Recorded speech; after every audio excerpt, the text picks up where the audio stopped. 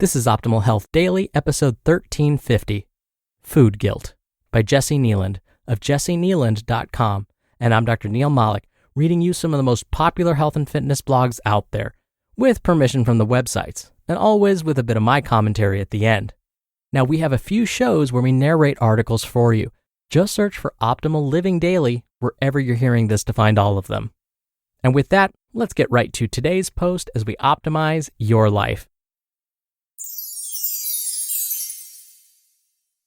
Food Guilt, by Jessi Kneeland of JessiKneeland.com. Let's talk about food guilt.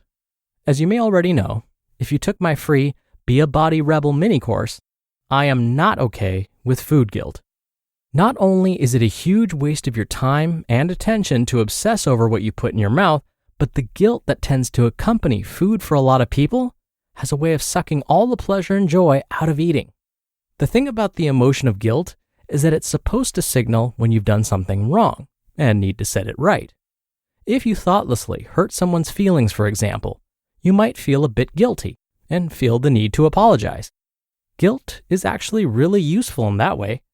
But guilt about food comes from the idea that eating is wrong, and that when you've eaten, you've made a mistake and must set it right. For each person, the specific rules about which type or quantity of food counts as wrong and which counts as right will vary. But guilt typically only arises when the person feels that what they ate was wrong or bad, and that they must make some kind of amends. The amends vary from person to person too, from going for a workout to burn it off, to trying to eat less tomorrow, to simply sitting with the discomfort of guilt as penance for one's sins. Since the details of what causes food guilt is unique to each individual, some feel guilt about sugar, others about fat, some about calories, others about portion size or meal timing. I'm going to focus here on the overarching pattern which leads to nearly every single moment of food guilt for everyone. That pattern is the fear of fatness. 99% of the time, feeling guilty for eating something is code for worrying that the food will either cause the person to gain weight or to ruin their weight loss goal. If you are afraid of gaining weight, anything you eat which might lead you to gaining weight can be viewed as a mistake, which must be immediately remedied. And likewise, if you hate your body size and want to be smaller, the fear of staying at the same weight can also frame anything you eat as a missed opportunity for weight loss. So, where does this fear and loathing of fatness come from? The answer is everywhere.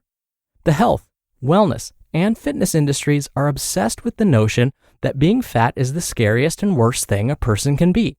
Because of this fear of fatness, the ideal weight for a healthy person is often supposed to be whatever is just barely above the level in which they are dangerously unwell and falling apart. Meaning, our fat-phobic society would seem to have us believe we should all be striving to carry the lowest possible body fat percentage that we can without suffering health risks. Our fat-phobic society would have us believe that thinner and leaner is better, healthier, and more attractive, right up until the point where we suffer mental health breakdowns and our organs start slowly shutting down. Think about how the goal of most quote-unquote healthy lifestyle diets is to eat just less than that amount. The goal seems to always be getting a tiny bit leaner or maintaining one's weight at the very least, without gaining even 1 ounce of fat, ever. The problem with that goal is that eating below the level of calories required to run a body makes people feel terrible. Low energy, mood swings, nausea, fatigue, weakness, dizziness, etc. So in order to make this goal functional, a person has to engage in endless calculations and trades and tricks and methods just to try to shuffle around their energy intake and output in a way that leaves them feeling the least terrible. For one person, keto or paleo or low carb might make them feel less terrible when barely eating enough to run their body. For someone else, it might be protein-focused or plant-based or intermittent fasting. In order to avoid blood sugar crashes, headaches, fatigue, mood swings, irritability, and brain fog, a person who is eating barely enough food will likely need special supplements, shakes, bars, and other food hacks throughout the day. Even for someone who isn't dieting, for someone who is just trying to maintain their weight and not get fat, there is this incredibly narrow window of calories which the world has convinced us is optimal, just above the level of falling apart all the time. Given that none of us ever really exactly know how much food we need to thrive each day, there is often a constant hovering sense that we've overstepped, messed up, overshot, or otherwise made a mistake in this precarious calculation. Enter food guilt. Note that I'm not talking about just the goal of crazy crash diets here. I'm talking about regular people who think they are promoting and practicing health and wellness, who are actually promoting and practicing habits intended to make a person as lean as humanly possible without tipping over into dangerous consequences to their organs, mood, energy, hormones, or mental health.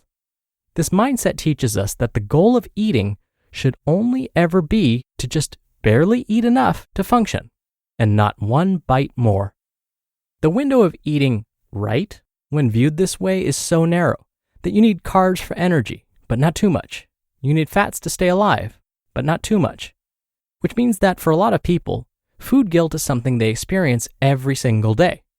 Trying to figure out the perfect formula to stay inside that narrow golden window of eating right is beyond stressful and confusing.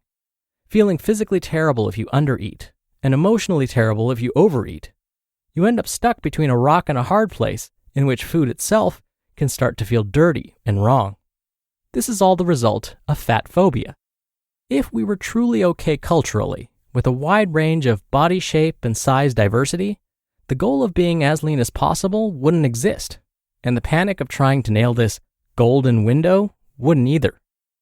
If you're someone who experiences food guilt on a regular basis, I encourage you to explore your relationship to what is an ideal way of eating, and also to explore your personal relationship to fatness.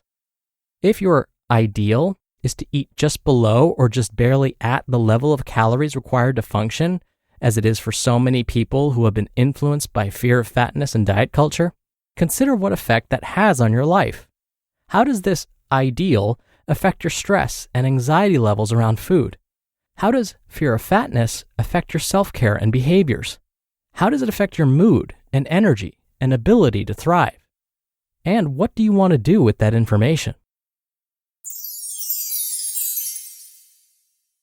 You just listened to the post titled Food Guilt by Jessi Kneeland of JessiKneeland.com. And now, did you know that 1 out of 3 Americans regularly suffer from nausea? It can ruin a day, force us to change our plans, and can even make us unable to function. If you relate, I've got good news.